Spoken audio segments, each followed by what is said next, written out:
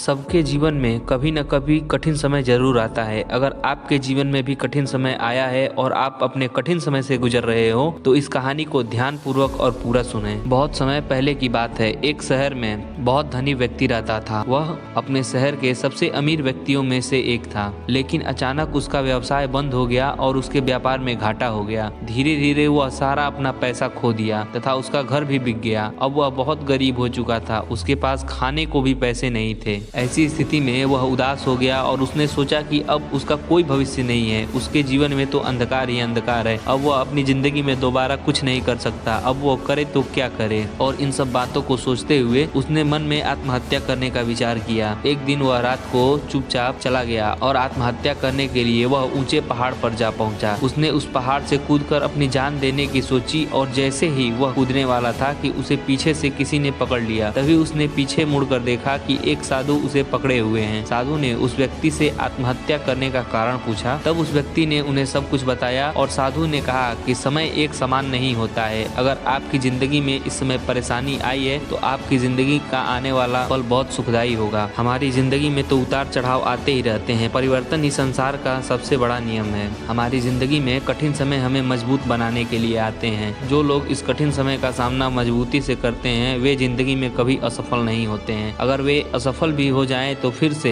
मेहनत करके सफल हो जाते हैं। तब उस व्यक्ति को उस साधु की बात समझ में आई और उसने दोबारा से व्यवसाय करने का सोचा। एक दिन वह बाजार में गया और कुछ उधार लेकर उसने अपना व्यवसाय शुरू किया। धीरे धीरे समय के साथ उसका व्यवसाय फिर से चल पड़ा और वह फिर अमीर होने लगा। कुछ वर्षों की मेहनत के बाद फिर से वह शहर के अमीर लोगों में शामिल हो गया। साधु द्वारा समझाई गई इतनी छोटी सी बात को वह व्यक्ति समय रहते समझ गया और उसने अपना दोबारा व्यवसाय शुरू किया तो वह सफल हो गया। अगर हम भी अपनी जिंदगी में वक्त रहते इस बात को समझ लें कि सबका समय एक समान नहीं होता। जीवन में उतार चढ़ाव तो आते ही रहते हैं। अगर आज हमारे पास दुख का समय आया है तो कल सुख का समय भी आएगा। जैसे ज्यादा देर तक सुख नहीं ठहर सकता वैसे ज्यादा देर तक दुख भी नहीं ठहर सकता। तो दोस्तों, आशा करता हूँ कि आपको यह कहानी पसंद आई होगी। अगर आपको यह कहानी पसंद आई तो इस कहानी को लाइक कीजिए और ऐसी ही कहानियाँ तथा वीडियोस देखने के लिए हमारे चैनल को सब्सक्राइब भी कर लीजिए। धन्यवाद।